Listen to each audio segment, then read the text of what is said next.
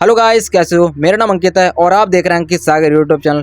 मैं इस चैनल पर वो कहानी सुनाता हूं जो आप लोग मेरे साथ शेयर करते हैं। आज की जो कहानी है मेरे साथ अजय ने शेयर की है। Thank you Ajay. अजय ने बताया, भैया हम अभी दिल्ली में रहते हैं। हम पहले दिल्ली में नहीं रहते थे, हम पहले रहते थे अपने गाँव में। साल 2019 की बात थी ये।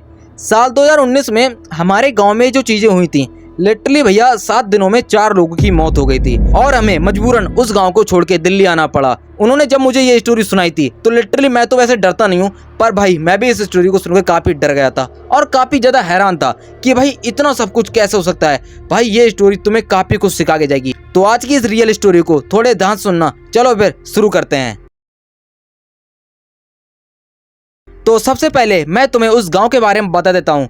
वो गांव उत्तर प्रदेश और मध्य प्रदेश के बीच में है, जिसका नाम है बेलवा। वो गांव ज्यादा बड़ा नहीं है, लगभग 400 घर हैं उस गांव में। चारों तरफ खेत हैं और दूर दूर तक फैले हुए आम के बाग। और उसी गांव के पीछे एक बड़ी सी काली पहाड़ी। अब उसका नाम काली पहाड़ी क्यों लेते थे ये तो आज तक अजय को भी नहीं पता कि भाई उसका नाम काली पहाड़ी क्यों लेते थे। लेकिन जो गांव के बूढ़े लोग थे वो अक्सर एक ही बात कहते थे, कभी भी रात के समय उस पहाड़ी की तरफ मत जाना। उस समय अजय 21 साल के थे और वो इन बातों पे यकीन नहीं करते थे। अजय के जो पिता थे वो खेती करते थे और अजय भी उनका हाथ बटाते थे। सब कुछ ठीक ठाक चल ही रहा था। गाँव में एक अजीब सी खबर फैल गई। गाँव में खबर क्या फैली, गाँव वाले कुछ बता रहे थे, जो पहाड़ी के पास में कुआं है वहां से किसी की रोने की आवाज सुनाई दी। ये गांव में अक्सर होता रहता था, ये कोई नई बात नहीं थी। जिस आदमी ने वो आवाज सुनी थी वो हल्के हल्के बीमार पड़ने लगता है। और भाई हैरान कर देने वाली बात तो ये थी, अच्छा खासा बंदा भाई तीसरे दिन मर जाता है। उनका नाम रामेश्वर था और भाई वो 55 साल के रहे होंगे। होता क्या है, वो सुबह अपने खेत पे गए और भाई उनकी लाश दोपहरिया में भाई उसी खेत में मिली थी। गांव वालों ने जब देखा तो गांव वाले काफी हैरान थे, क्योंकि उनके शरीर पे कोई भी खरोच नहीं थी और कहीं से कुछ भी नहीं था।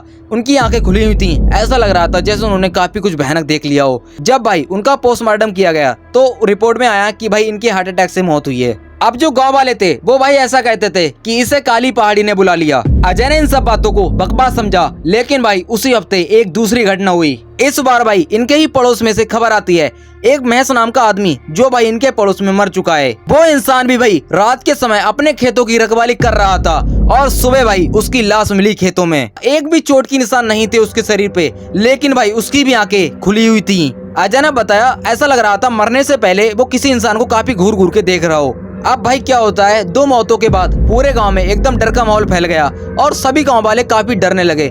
इनफैक्ट क्या होता था, जैसे शाम होती पूरा गांव बंद हो जाता था और सभी लोग अपने घर में घुस जाते थे। अच्छा, अजय के जो पापा थे वो इन बातों पर विश्वास नहीं करते थे।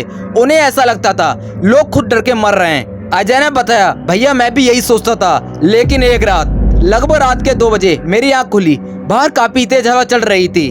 उनके घर की जो खिड़की थी वो भाई हवा में काफी तेज हिल रही थी। वो पानी पीने के लिए थोड़ा अगले बढ़ते हैं। जब वो पानी पी रहे थे तो उन्हें ऐसा लगा जैसे खिड़की के पीछे कोई अभी काफी तेज चल के गया हो। जब उन्होंने खिड़की के बाहर देखा तो उन्हें कुछ दिखा नहीं, लेकिन हल्की हल्की चांद की रोशनी में उन्हें कुछ ऐसा लगा जैसे कोई आदमी थोड़ी किनार से भाई खिड़की के किनार से खड़ा हो। उन्होंने सोचा शायद ये कोई चोर होगा और भाई उन्होंने अपने पापा को जाकर उठा दिया। लेकिन जब वो अपने पापा के साथ बाहर गए देखने के लिए तो भाई वहाँ पर कोई भी नहीं था। उन्होंने जब थोड़े अगले बढ़ के देखा तो चारों तरफ सिर्फ खेत दिख रहे थे, कोई था ही नहीं दूर दूर तक। वो दोनों अंदर आए और अंदर आके लेट गए। लेकिन भाई अजय ने खिड़की के बाहर एक चीज देखी जो अजय ने अपने पापा को नहीं बताई। अजय ने क्या देखा, जो खिड़की है वहाँ पर किसी के पैरों के निशान है, लेकिन भाई वो जो पैरों के निशान है ना ही वो खिड़की के अंदर आ रहे थे और ना ही वो पीछे जा रहे थे। ऐसा लग रहा था जैसे जो भी यहाँ पर था वो यहाँ से गायब हुआ है। भाई ये काफी डरावना था उनके लिए उस दिन। उन्होंने बताया, भैया मैं पूरी रात नहीं सो पाया था। सुबह जैसी होती है अजय को एक बात बदलती है। गांव में एक काफी खबर फैल रही है। गांव में एक बच्चा भाई गायब हो चुका है और वो बच्चा लगभग 10 साल का रहा होगा, जिसका नाम था चिंटू। अजय भाई काफी हैरान थे कि इस बार भाई चिंटू कहाँ गायब हो गया।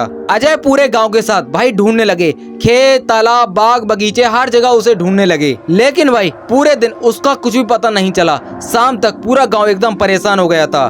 तभी उस गांव में रहने वाले एक गाय चराने वाले ने बताया कि मैंने एक बच्चे को देखा था काली पहाड़ी की तरफ जाता हुआ। अब पूरा गांव पहाड़ी की तरफ निकल पड़ा और मैं भी उनके साथ में था। भाई ऊपर एक अजीब सा सन्नाटा था, ना किसी कुत्ते की किसी की आवाज ऊपर नहीं आ रही थी, जैसे भाई पूरी पहाड़ी सांस रोककर खड़ी हो। फिर हमें वहीं पर मिला पड़ा चिंटू, लेकिन भाई वो जिस हालात में मिला उसे देख के सभी लोग अपना सिर पकड़ के वहीं पर बैठ गए। आगे तुम समझदार हो भाई, मुझे पता है यूट्यूब कुछ दिक्कत कर देगा इसलिए मैं बता नहीं सकता, आगे तुम समझदार हो। तो भाई जब उसका शरीर देखा गया तो वहाँ पर कोई भी चोट का निशान नहीं था, लेकिन भाई जैसे और लोगों की मौत हुई थी सेम वैसे ही उसकी आंखों में ऐसा डर था जो भाई यहाँ पर बताना मुश्किल है। लेकिन भाई जब अजय ने पास जाके देखा थोड़े ध्यान से तो भाई उस मिट्टी पे कुछ लिखा हुआ था, और वो जो कुछ लिखा हुआ था वो काफी डरावना था। उस पे लिखा था वापस। अब भाई पता नहीं इसका क्या मतलब है वापस, लेकिन उनके लिए काफी डरावना था क्योंकि उन्होंने बताया भैया ये वापस का मतलब अगर गांव में कोई नाम भी ले ले वापस तब भी लोग चाटे मार देते हैं, और भाई उनके लिए तो काफी डरावनी बात थी। अब उन्होंने भाई ये तो नहीं बताया वापस का मतलब, लेकिन देखते हैं भाई आगे पता चलता है या नहीं। अब भाई जब उसे गांव में लेके आए तो पूरे गांव में भाई चीख पुकार मच गई। जो उस बच्चे की माँ थी वो भाई रोते रोते बेहोश हो गई।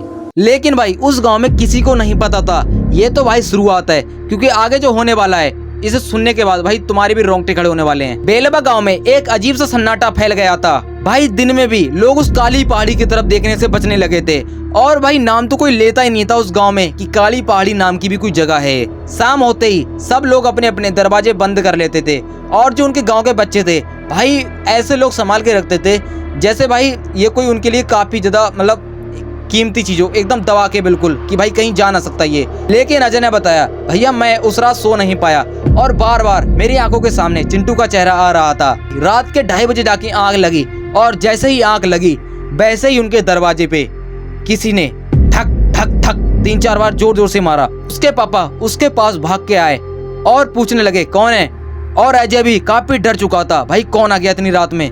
जैसे ही बाहर से आवाज आई मैं हूँ साहब मैं हूँ, बाहर से आवाज आई चौकीदार की।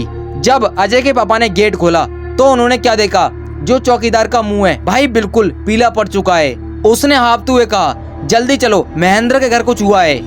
अजय ने बताया भैया हम दोनों तुरंत उसके साथ में निकल पड़े। महेंद्र के बारे में तुम्हें बताऊं तो महेंद्र जो थे उस गांव में बच्चों को पढ़ाते थे, किसी से भी उनकी कोई भी दुश्मनी नहीं थी। महेंद्र अंकल की जो पत्नी थी वो काफी ज्यादा रो रही थी, और अजय भी अंदर चले जाते हैं। अजय ने महेंद्र अंकल को देखा, उसे देखने के बाद भाई अजय पूरे डर गए।